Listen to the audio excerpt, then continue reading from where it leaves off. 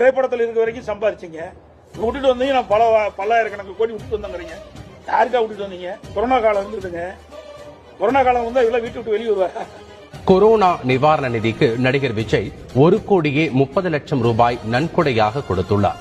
Corona தொற்று தடுப்பு பணிகளுக்காக பிரதமர் நிவாரண நிதிக்கு 25 லட்சம் ரூபாயும், தமிழக முதலமைச்சர் நிவாரண நிதிக்கு 50 லட்சம் ரூபாயும், கேரள முதலமைச்சர் நிவாரண நிதிக்கு 10 லட்சம் ரூபாயும், பெப்சி கூட்டமைப்பு நிவாரண நிதிக்கு 25 லட்சம் ரூபாயும், கர்நாடக முதலமைச்சர் நிவாரண நிதிக்கு 5 லட்சம் ரூபாயும், ஆந்திர முதலமைச்சர் நிவாரண நிதிக்கு 5 லட்சம் ரூபாயும், தெலங்கானா முதலமைச்சர் நிவாரண நிதிக்கு 5 லட்சம் ரூபாயும், புதுச்சேரி முதலமைச்சர் நிவாரண நிதிக்கு 5 லட்சம் ரூபாயும் நடிகர் விஜய் நன்கொடையாக கொடுத்துள்ளார்.